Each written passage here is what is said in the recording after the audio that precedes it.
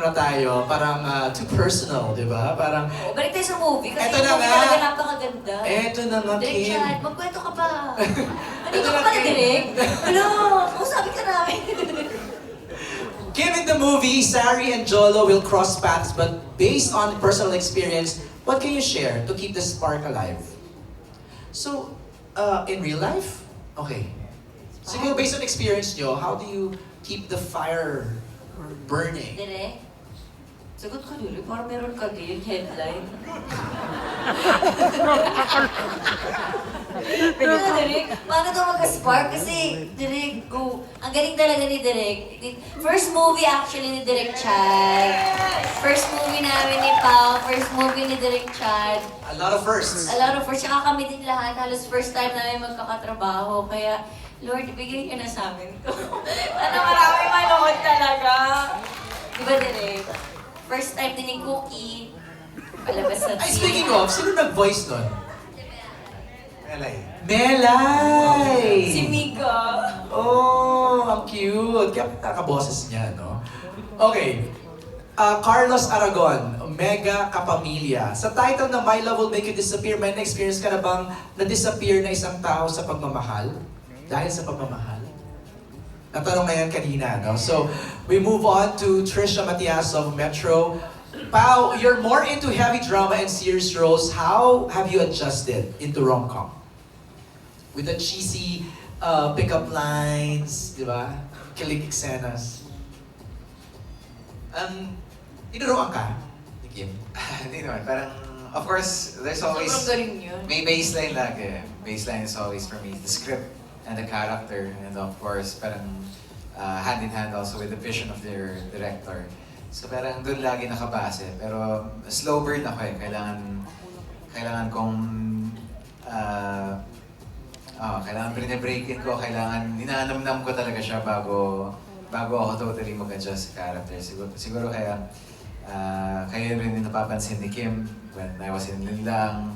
Medyo mabigat yung pinagdadaanan ng character and parang ang bigat talaga nung buong story. Sec Kim naman, parang of course, adaptation. Nakakatawa naman yung situations pero may mga trauma na naman. And dito naman parang ganun din. Parang I always base it on the character and the script. Pati yung vision ng director namin. Thanks, Pao. Now, for Kim, since rom-com is your genre, what more can Kim offer as Sari that we haven't seen before? Grabe naman yung genre ko, rom-com. Pero ito na ata pinakamahirap na rom-com na nagawa ko. Direct, di ba? Sinasabi nila, Carmi, ang galing mo daw, oh. Yes. Ano? Sobrang hirap, honestly. Pero sinasabi ko talaga minsan kay Direk, kinakabahan ako lagi pag tumutungtong ako ng set. Kasi minsan, rom-com ba ito? Sandali lang. Tapos magpapatawa, magpapaano. So, ang dami-daming emotions ng movie na to. And, ano siya, mature rom-com na nakakatawa, maraming pagpupulutan ng aral, and at the same time, susundukin ka ng realidad ng buhay pagdating sa pag-ibig.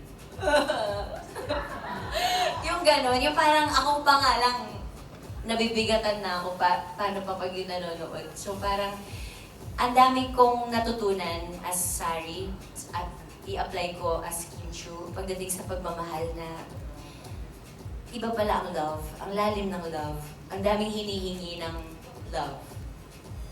I think yung dilemma naman nun, parang yung dilemma niya very true to her age.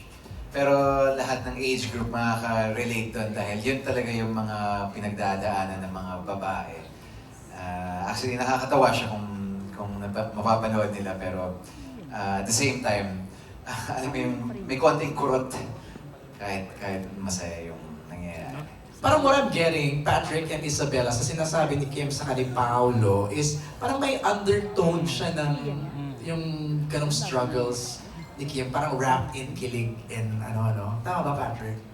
Isabella, tama? Yes. Parang pakikiligin nyo kami pero biglang may suntok pala sa dulo. Magiging real siya kasi totoo yung nararamdaman ni Sai dito tsaka ni Jolo. Tapos marami makaka-relate na tao. So kahit puro kilig siya sa dulo, ano talaga yung totoo. bakit ganito yung mga characters natin. So yun, so dun yung mararanasan nila dun sa pelikula. Prime, in-expect mo ba na ganito aabot ka extent yung yung usapang lasing nyo lang, tapos ganito na siya? Kaya nga, galing. Di ba? Parang after 2 bottles, ito na may pelikula na kaagad, may kwento na kaagad. From J of Certified Kapamilya, for Kim and can also be asked kay Paolo, ano ang number 1 na makakapagpa-disappear ng feelings mo sa isang tao? Number 1 na makakapag-disappear. Yung feelings mo for that person, for one person. Turn off. Turn off. Ano ba? Iba-iba naman eh. Ibang levels ng love, di ba? Siyempre, pag niloko ka, mag-disappear ka na. Kasi, tatanga-tanga ka na lang. Di ba? Pag niloko ka, iwan mo na. Kasi prioritize yourself. Well, self-love muna. Sabi nga nila, pag hindi mo gaano kamahal ang sarili mo, hahayaan mo lang ang sarili mong paulit-ulit kang sinasaktan. Pao? Same na kayo. Same na lang. Wala, pares ulit Copy-paste. tayo. Okay, next, this time si What's Up PH magtatanong sa atin. Hi, let's go. Hello po. Hi, yung question ko po is para kay Paolo. Was there a time ba na totoo na yung kilig during the shoot? Grabe naman, what's up? A lot of times. Not for anything because minsan kasi kailangan as an actor, kailangan totoo yung nararamdaman nyo eh. Yung nilalabas yung emosyon para pag pinanood ng mga tao, maniwala sila sa gusto nyong sa gusto nyong ipakita sa kanila. So, ayun. Yeah. Yun lang po. Thank you. Yun lang, sweet naman ng question ni What's Up PH. Okay, mula kay Bix Almacen. Bix, ako na magtatanong. Where's Bix? Ako na? Okay, dalawa yung question niya dito. Pero maganda yung second question niya. What was your most memorable kiss? Kanina, charot din. Charot lang. Jokes are half in.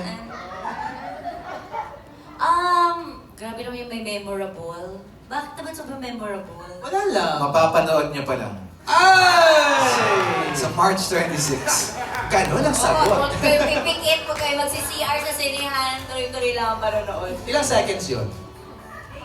Days? 2 weeks. Haba! Big salamat sa question. I think that's it, no? Ay, may isa pa. Dumating ka na ba sa punto na gusto mo nang mag-disappear sa isang relasyon? Mabot ba kayo sa point na gano'n? Parang napuno na kayo? This goes for all, ha? Nagkaroon pa kayo ng gano'n, parang... Ako na nga sumugot niya kanina. Ako ulit? Ako okay na ako. Okay na. Martin? Sa pagkakaalala ko, nagkaroon ako ng ganung pagkakataon. Umabot ako ron. Pero lahat naman na nangyayari sa buhay natin may meaning at hindi mo dapat pagsisiyan dahil merong lesson yan bawat isa. Sa akin, umabot rin ako sa puntong yun kasi I think pagdating sa relasyon, dapat lagi mo rin iniisip yung sarili mo. Nagtitira ka ng pagmamahal para sa sarili mo. At kapag umaabot na yung punto na nauubos na yung pagmamahal mo sa sarili mo, I think that is the time that you need to take a break and maybe disappear. So, Ako din, pumasok, munti ka na, disappear. Kasi siguro dun sa mga experiences na kapag ka nagmamahal kasi tayo, hindi natin nakikilala talaga. Yung, alam mo yun, yung pag na-in love ka na, okay na ako, in love na ako, hindi, blinded ka, hindi mo nakikita, or ano ba yung background niya. So, yun. Ako, I don't think may times na nagdi-disappear ako. I think when it comes to love, maybe nasa age range rin namin na parang may pagka-never give up pa kami. Like, we always wanna keep trying and see if it works out. Pero syempre, kapag dumating na yung time na it's really not working na and, you know, parehas na kayong nahihirapan, I think love isn't supposed to be hard. It's supposed to be soft and, you know, kind. So, yeah. Disappear ka na kung sobrang hirap na siya. Si Wilmar, sagot na niya kanina eh, no? Okay na si... Direk, ikaw Direk, meron ba? Yes!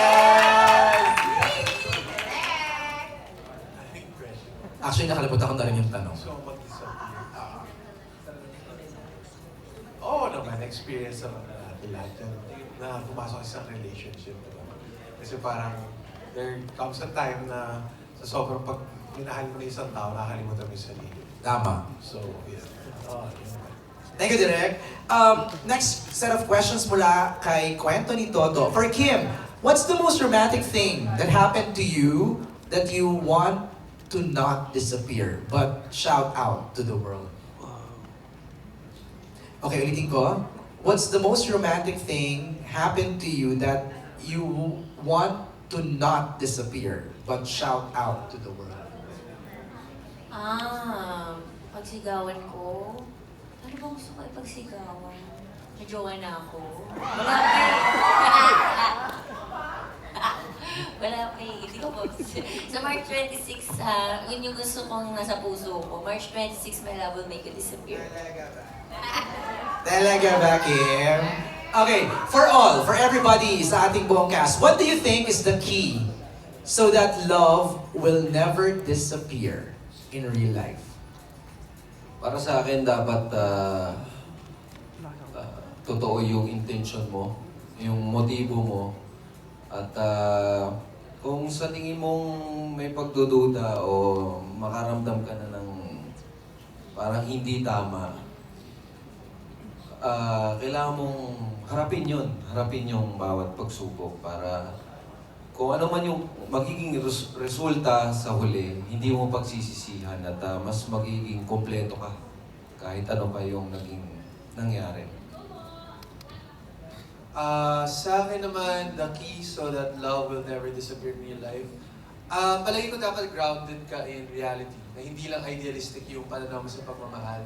Kasi kadalasan yung mga tao, pananaw nila sa pagmamahal, puro saya lang, kilig, pero I guess hindi ko rin namin, makita nyo rin na it's grounded in reality na may kaakibat na sakit ang pagmamahal. At pag tinanggap mo yun, then I think mas nirespeto mo at mas magiging matagal yung pagmamahalan mo with that person, whoever that may be.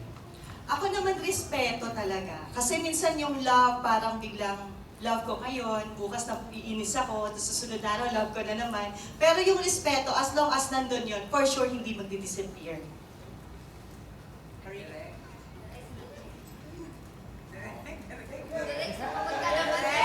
Direk, sagot ka, Direk. Ako siguro, wag kayong titigil na magkaroon ng firsts. Di ba, kunyari, sinabi nga kanina, na first time namin lahat first time ko magpelikula, sila first time din nila magpelikula. So, ganun din sa relationship, never forget to do new things with your partner. So, parang huwag kayong maging tawag dito, stable nga, tama. Hindi siya, huwag kang complacent dun sa relationship niyo. You just have to work for it. Love, you will work for love. Parang ganun. Di ba, direct ang ganda? Puso. Magaling talaga si Direk. Karina? Ako, parang same lang din kay Direk. I think love comes with hard work. Choice kasi siya. So, yun, nabasa ko to. Parang hindi naniniwala si Ate Wilma. Nabasa ko to na not only cheating ends a relationship, but it's actually also being lazy.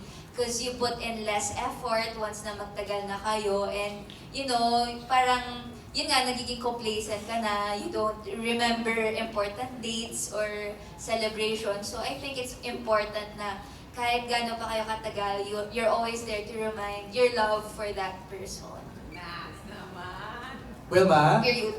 Ako medyo matanda na ako, so malalim na yung love ko, no? So, ang pinakamahalaga is yung respeto, yung tiwala, yung honesty is very important, yung loyalty, yung finances nyo, importante yan sa isang relasyon.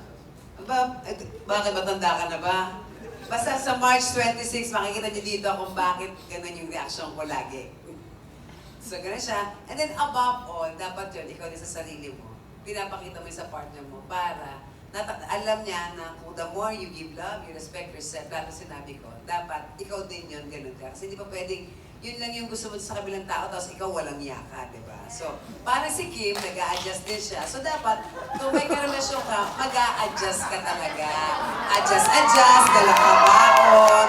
Grabe naman yung relasyon agad.